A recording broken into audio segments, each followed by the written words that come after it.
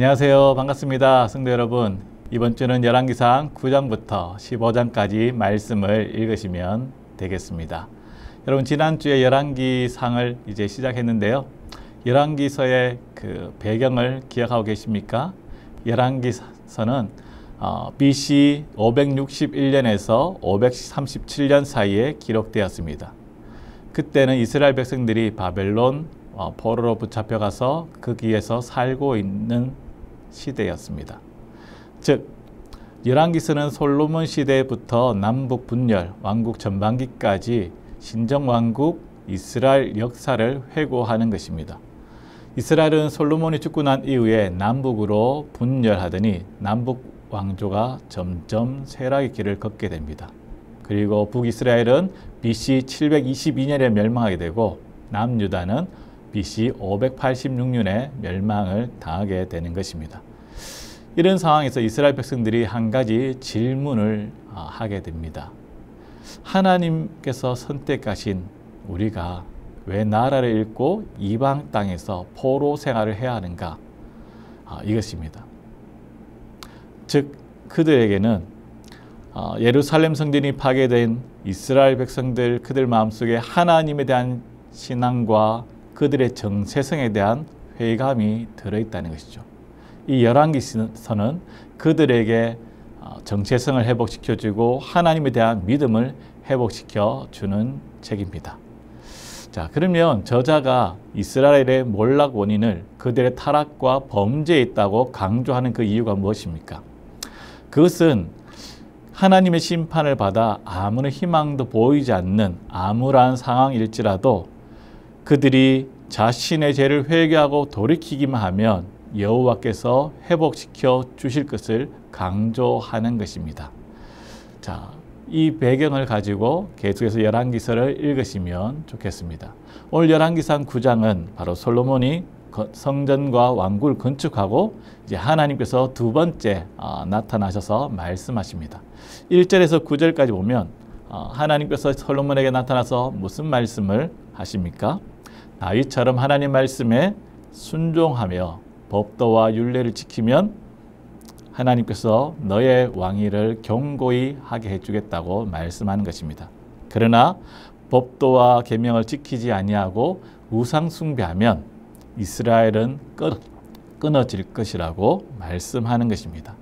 그리고 9장 10절부터 28절까지는 솔로몬이 성전과 왕궁을 건축한 일 외에 다른 많은 일들을 한 것을 기록하고 있습니다. 바로의 딸에게 궁을 지어주고 양곡 저장 성읍도 만들고 병거 주둔할 성읍도 짓고 기병을 주둔할 성읍도 건설하는 것입니다. 여러분, 이것이 솔로몬이 아주 잘한 일일까요?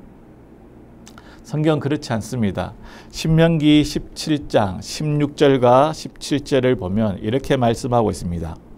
그는 병마를 많이 두지 말 것이요 병마를 많이 얻으려고 그 백성을 애굽으로 돌아가게 하지 말 것이니 이는 여호와께서 너희에게 이르시기를 너희가 이후에는 그 길로 다시 돌아가지 말 것이라 하셨으며 그에게 아내를 많이 두어 그의 마음이 미혹되게 하지 말 것이며 자기를 위하여 은금을 많이 쌓지 말 것이니라.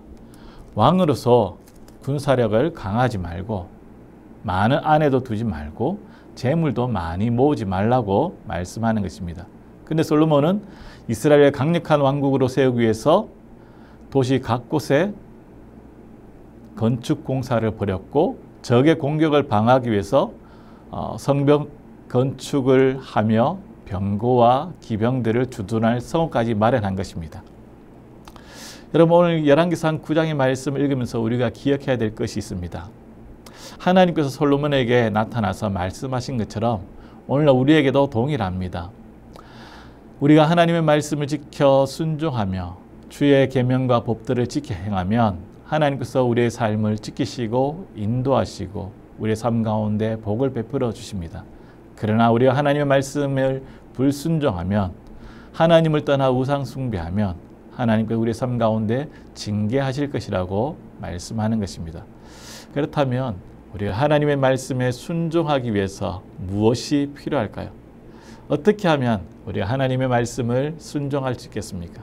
그것은 바로 하나님을 사랑하는 것입니다. 하나님을 사랑하면 하나님께서 주신 우리의 말씀을 지켜 행할 수 있는 것입니다. 우리 하나님을 더 깊이 사랑할 때, 우리의 마음속에 하나님의 충만할 때 하나님께서 주신 이 말씀을 기쁨과 즐거움으로 행할 수 있는 것입니다. 자, 그리고 두 번째 우리가 기억해야 될 것은 그리스도인들은 하나님 외에 다른 것들을 너무 의지해서는 안 된다는 것입니다. 솔로몬은 자신의 이스라엘 국방을 튼튼하기 위해서 말과 마병을 두는 건축을 성읍을 지었습니다.